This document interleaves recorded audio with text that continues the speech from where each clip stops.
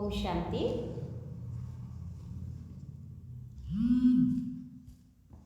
आज का जो खास बाबा ने क्लास कराया है उस क्लास का मेन टॉपिक ही रखा है बाबा ने कि डिले इज डेंजर, और डेट है आज की 5/11/1970।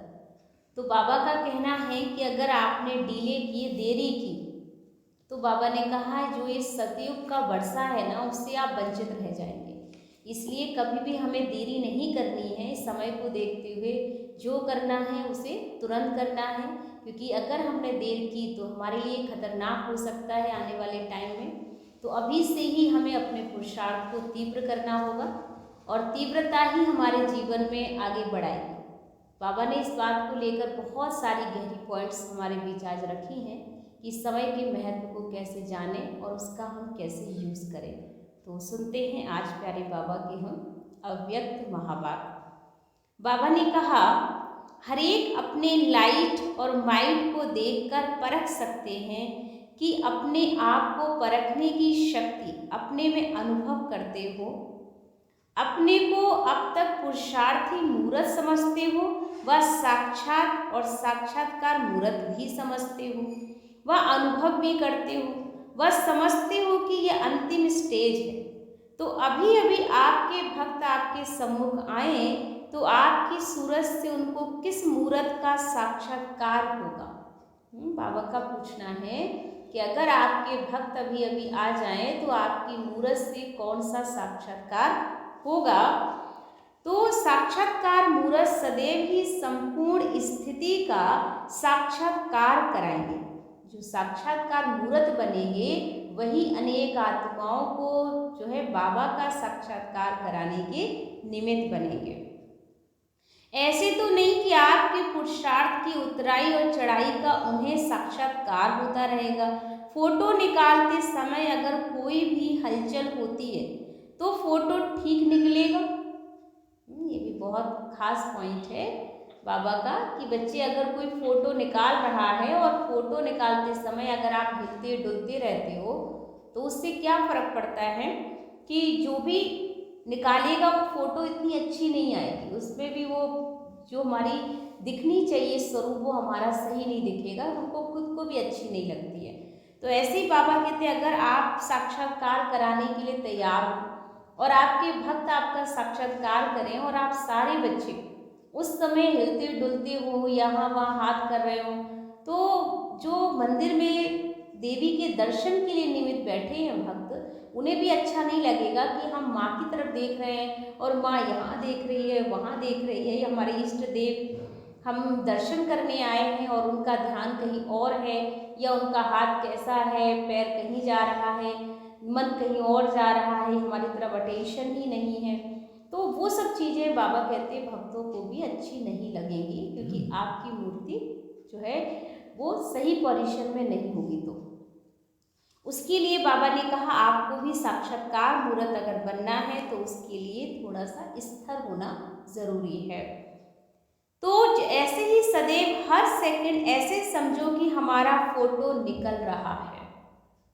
आजकल तो मीडिया का युग है, हर टाइम लोग फ़ोटो निकालते रहते हैं, तो अपने आप को हमेशा ही टिप टॉप रखते हैं और बड़ी ही पोजीशन में जब भी कोई फोटोग्राफर सामने आता है हम बड़ी अच्छी अवस्था में हो जाते हैं, क्योंकि हमें लगता है कि हमारी फ़ोटो निकल रही है, तो हम बहुत ही अपने आप को मेंटेन रखते हैं। तो ऐसे ही बाबा कहते हैं कि खुद को भी अपने अंदर से भी ऐसे ही हमेशा तैयार रखो, क्योंकि आपके भक्त हर पल आप देवी को देख रहे हैं।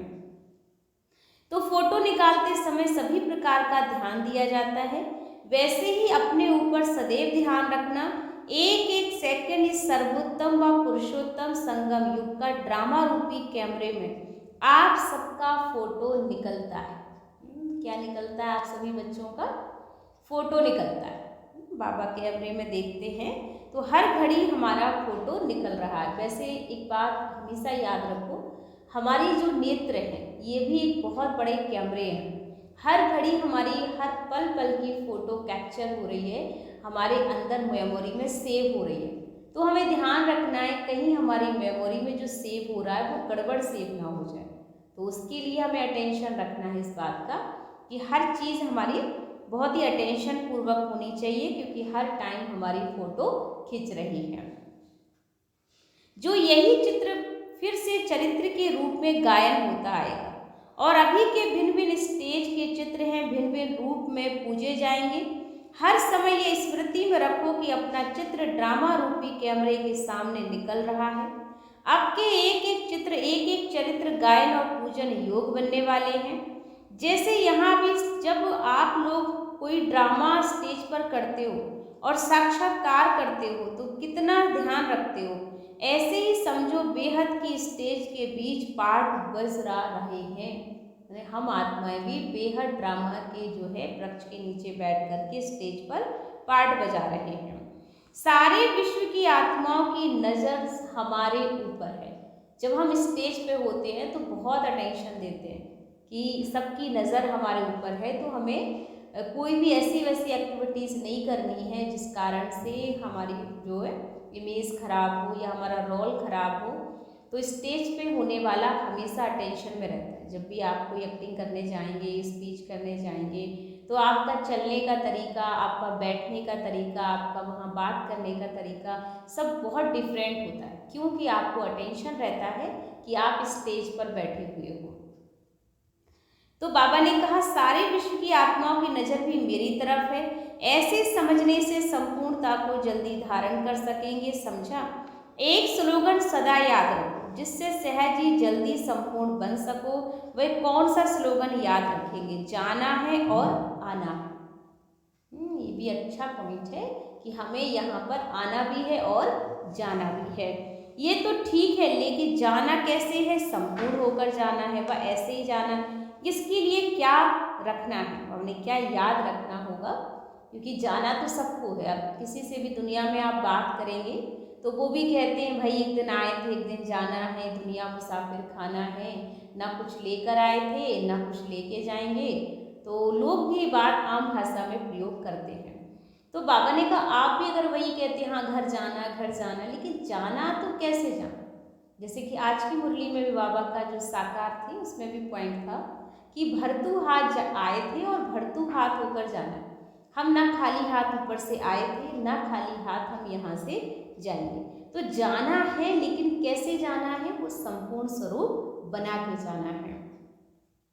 तो बाबा ने कहा डीले इज डेंजर, क्योंकि समय को देखते हुए हमें अटेंशन देना है कि अगर कोई भी बात में देरी की तो राजभाग के अधिकार में भी इतनी ही देरी बढ़ जाएगी। अगर हम देर किए तो हमारा राजभाग भी उतनी ही देरी से हमें मिलेगा। इसलिए सदैव याद रखो कि वर्तमान समय के प्रमाण 1 सेकंड भी डिले नहीं करना है हमको। इस बात का सभी अटेंशन रखेंगे कि 1 सेकंड भी हम बच्चे डिले नहीं करेंगे। हर सेकंड हम अपना सफल करेंगे और संपूर्ण बनने में ही अपना समय लगाएंगे। तो समय 1 सेकंड भी डिले नहीं करेंगे। आजकल कंप्लीट अर्थात संपूर्ण कर्मातीत बनने के लिए पुरुषार्थ करते करते मुख्य एक कंप्लेन समय प्रति समय सभी की निकलती है। अपने आप से पूछेंगे क्या कौन सी वो कंप्लेन है जो ज़्यादातर बच्चों की बाबा के पास आती है, निकलती है। चाहते हैं कंप्लीट होना, लेकिन वह कंप्लीट होने नहीं देते। बाबा का कहना है कि कुछ बच्चे बाबा को कहते हैं कि बाबा हम चाहते हैं ऐसा करना, लेकिन हमें लोग करने नहीं देते हैं।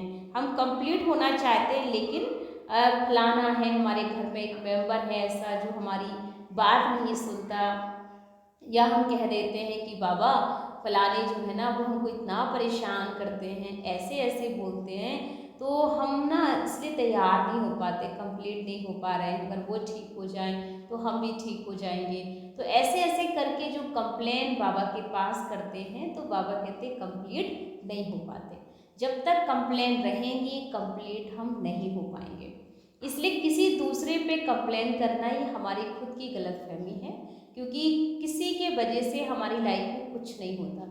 हाँ, जो कुछ भी हमारी लाइफ में होता है उसके जिम्मेवार हम स्वयं ही होते हैं। चाहे वो अच्छा हो रहा है, चाहे हमारी लाइफ में बुरा हो रहा है, वो सारा जिम्मेवारी हमारे ऊपर होती है। तो कंप्लीट बनना है उसके लिए हमें अटेंशन अवश्य देना पड़ेगा। तो बाबा ने कहा भाई कौन सी कंप्लेन है? व्यर्थ संकल्पों की। कंप्लीट बनने में व्यर्थ संकल्पों के तूफान विघ्न डालते हैं और यह मेजॉरिटी की कंप्लेन है। अब इसको मिटाने लिए आज युक्ति बताते हैं। मन के व्यर्थ संकल्पों की कंप्लेन कैसे पूरी होगी, वो भी याद की यात्रा तो मुख्य बात है, लेकिन इसके लिए भिन्न भिन्न युक्तियां हैं। वह कौन सी हैं? जो बड़े आदमी होते हैं उनके पास अपने हर समय की अपॉइंटमेंट की एक डायरी होती है। देखो, कंप्लेंट खत्म करने के लिए बाबा ने बहुत अच्छी विधि बता दी है, इसे भी आप अंडरलाइन कर सकते हैं कि कंप्लेंट तभी खत्म होगी, जो व्यर्थ में हमारा टाइम वेस्ट होता है वो तभी खत्म होगा जब हमारी हर टाइम की अपॉइंटमेंट डायरी होगी। अपॉइंटमेंट करेंगे हम पूरा अपना, एक एक चीज़ हम डायरी में नोट करें, हमें दिनचर्या में क्या क्या काम करने हैं। तो अपॉइंटमेंट की डायरी बनी हुई होती है, एक एक घंटा उनका फिक्स होता है। किनका फिक्स होता है? जो वीआईपीज होते हैं उनका अपना एक एक घंटा फिक्स होता है। उन्हें जिससे मिलना है वो उतने ही टाइम मिलेंगे, उससे ज़्यादा टाइम अपना नहीं वो गवाएंगे। अपना उनके लिए टाइम इज़ मनी होता है। चाहे उनकी लाइफ में मनी एक घड़ी उनकी लॉस में चली जाए तो वो बर्दाश्त कर सकते हैं, लेकिन अगर उनका टाइम वेस्ट हुआ तो वो बिल्कुल बर्दाश्त नहीं करते हैं। जो भी बड़े बड़े लोग होते हैं वो टाइम की बहुत कीमत समझते हैं और इसीलिए वो दिन दोगुनी रात चौगुनी उन्नति करते जाते हैं और आगे बढ़ते हैं। हमें भी अपने टाइम की शायद इतनी कदर नहीं है, क्योंकि हम ये सोचते हैं कि कर लेंगे, बन जाएंगे, हो जाएंगे। तो ये जो गेगे वाले संस्कार है ना हमारे, ये हमें आगे बढ़ने नहीं दे रहे हैं। तो ब्राह्मणों को जबकि बाबा ने कहा है कि बहुत ज़्यादा अटेंशन देना चाहिए कि ब्राह्मणों का टाइम बहुत बहुत वैल्यूबल है। शायद दुनिया वालों का टाइम इतना वैल्यूबल नहीं है और ना ही वो वैल्यूबल टाइम इतना यूज़ कर पा रहे हैं। वो इसी दुनिया में अपना टाइम दे रहे हैं और यही दुनिया में टाइम देकर वो चले भी जाएंगे, पर इतना नहीं प्राप्ति कर पाएंगे जो आप कर रहे हो। लेकिन बाबा ने कहा कि ब्राह्मणों के लिए जो टाइम है ये बहुत बड़ा खजाना है, ये सबसे बड़ी उनकी मनी है और इससे बड़ा खजाना हमारा कोई हो ही नहीं सकता। तो टाइम को बहुत ध्यान रखना चाहिए, पर उसे कैसे मैनेज करना है उस पर बाबा ने बहुत अच्छी क्लास कराई है, अटेंशन दिलाया कि बच्चे अपने हर समय की अपॉइंटमेंट की डायरी बनी हुई होती है, तो एक एक घंटा उनका फिक्स होता है। ऐसे आप भी बड़े से बड़े होना तो रोज अमृत वेले सारे दिन की अपनी अपॉइंटमेंट की डायरी बनाओ। आप बाबा के वीवीआईपी बच्चे हो, आपको अपनी अमृत वेले उठना है, बाबा को याद करके सुबह सुबह सबसे पहला काम हम यही करेंगे, अपने सारे दिनचर्या की जो भी कारोबार है उसको लिखें कि हमें क्या क्या काम करना है। और जब आपने कर लेंगे ना, जो मेरा खुद का अनुभव है कि जब हम डायरी में नोट कर लेते हैं, अपनी दिनचर्या फिक्स करते हैं और जब वो शाम तक हमारे पूरे टिक कंप्लीट हो जाते हैं कि हमने ये भी पूरा किया, ये भी पूरा किया, उस समय हमें इतनी बेहद खुशी मिलती है कि आज मैंने ना अपना सही जगह पे टाइम को सही जगह पे यूटिलाइज किया, तो बेहद खुशी होती है खुद को। तो ऐसे ही अगर हम चाहते हैं कि हमें हमेशा ही खुशी रहे, चेहरे से कभी खुशी गायब ना हो, हमारा टाइम वेस्ट ना हो, तो अपॉइंटमेंट डायरी अवश्य बनानी है कि हमें आज किस किस से मिलना है, घर में क्या क्या काम करने हैं, कौन से टाइम पे हम अपनी मानसिक स्थिति का ध्यान रखेंगे, कौन से समय पर हम अपनी शारीरिक स्थिति का ध्यान रखेंगे। हर चीज़ का एक टाइम फिक्स कर लें। तो ये अपॉइंटमेंट डायरी होनी चाहिए। अगर अपने मन को हर समय अपॉइंटमेंट में बिजी रखेंगे तो बीच में व्यर्थ संकल्प समय नहीं ले सकेंगे। अपॉइंटमेंट से फ्री रहते हो तब व्यर्थ संकल्प समय ले लेते हैं। तो समय की बुकिंग करने का तरीका सीखो। समय की बुकिंग करने का तरीका सीखो। अपने आप की अपॉइंटमेंट खुद ही बनाओ। आज सारे दिन में क्या क्या करना है मुझे, पॉइंट जरूर नोट करिए कि आज सारे दिन में मुझे क्या करना है, क्योंकि जो आज बाबा ने हमें अटेंशन दिलाया ये काम हम 100% पूरा करेंगे। और अमृत वेले उठकर सबसे पहले आप सभी अपने घर में एक एक डायरी बना लीजिए और वो डायरी सिर्फ आपके दिन भर के कारोबार की होनी चाहिए। वो अलग से ही सुबह मिलना है बाबा से योग करके स्थिति बनाने के पश्चात फिर बैठकर डायरी लिखनी है कि हमें क्या करना है। भले आपके पास ज़्यादा काम ही ना हो उस दिन, लेकिन फिर भी छोटे छोटे कारोबार हम लिख सकते हैं। तो वो चीज़ें जब हम कर लेंगे, अचीव कर लेंगे उस काम को, तो हमें बेहद खुशी होगी। तो फिर समय सफल भी हो जाएगा। मन को किस में अपॉइंट करना है, इसके लिए 4 बातें बताई। अब लिख लीजिए सभी, 4 बातें हैं वो। और पहली बात है मिलन। सबसे पहला काम क्या करेंगे, सुबह उठ करके हम मिलन करेंगे। तो मिलन क्या करना है वो भी हम लिख लें पहले। पहला है मिलन, दूसरा है वरण, और तीसरा है मगन। मिलन, वरण, मगन, लगन। मिलन, वरण, मगन, लगन। अब लगन लगाने में भी समय बहुत ज़्यादा है। बाबा ने कहा बच्चों का समय जो है लगन लगाने में बहुत ज़्यादा है, तो मगन की अवस्था में भी कम रहते हैं। इसलिए लगन, मगन, मिलन और वरण, 3 बातें ध्यान रखेंगे। बाबा ने कहा कि एक तो लगन, मगन, मिलन और वरण। वरण है सर्विस और मिलन है रूह रिहान करना। वरण है, पुनः आप सुनेंगे, फिर से अटेंशन देंगे। बाबा ने कहा लगन, मगन, मिलन और वरण। अब वरण है सर्विस, माने वरण क्या करना है, हमें सर्विस करना। और मिलन है रूह रिहान, मिलन है रूह रिहान। और बाप दादा से मिलते हैं ना, तो इन 4 बातों में अपने समय को फिक्स करो कि हमें 4 तरीके से अपने टाइम को दिन भर में यूटिलाइज करना है। कैसे, कहाँ पे हमें यूज़ करना है। अगर रोज की अपनी दिनचर्या फिक्स करने लिए अपॉइंटमेंट सारे समय की फिक्स होगी, तो बीच में व्यर्थ संकल्पों को डिस्टर्ब करने का समय नहीं मिलेगा। अगर हम सही जगह पर अपना समय यूज़ करेंगे तो व्यर्थ संकल्पों को हमें डिस्टर्ब करने का समय नहीं मिलेगा। व्यर्थ के लोग आपको डिस्टर्ब तभी करते हैं जब आपका टाइम खाली होता है, और जब आप अपने टाइम पे बिजी हैं तो व्यर्थ चीज़ें आप पर कभी भी अटैक नहीं कर सकती हैं। इसलिए बाबा ने कहा जैसे कोई बड़े आदमी होते हैं तो बिजी होने के कारण व्यर्थ बातों तरफ ध्यान और समय नहीं दे सकते, ऐसे अपनी दिनचर्या में समय को फिक्स करो। इतना समय इस बात में, इस समय इस बात में लगाना है। ऐसी अपॉइंटमेंट अपनी निश्चित करो, तब ये कंप्लेन खत्म होगी और कंप्लीट बन जाएंगे। कितनी अच्छी बात कह दी बाबा ने। जितना आप अपने समय को सही जगह पर यूज़ करेंगे तो ये सारी जितनी कंप्लेन है कि मेरी लाइफ में ये प्रॉब्लम है, या व्यर्थ बहुत आ जाता है, बहुत दुखी हो जाते हैं, या कहीं हमारा समय खराब हो जाता है, हमारे काम नहीं बनते, हमारा योग नहीं लगता, बहुत सारे जो हैं ऐसे करके प्रॉब्लम्स जो भी होती हैं, उन सब का रीज़न का सॉल्यूशन एक ही है कि हमें सिर्फ बाबा को देखना है, और देखने के साथ अपनी दिनचर्या को बिजी रखना है, और ध्यान रखना है कि समय हमारा एक मनी से भी बड़ा ऊपर है, और हमें इस समय को सही जगह पे लगाना है। क्योंकि बाबा ने कहा डिले इज डेंजर। अगर आपने अभी डिले किया तो ये आपके लिए डेंजर हो सकता है आने वाले समय में। उस समय के जिम्मेवार आप स्वयं ही होंगे, क्योंकि आपने अपने समय को सदुपयोग नहीं किया है।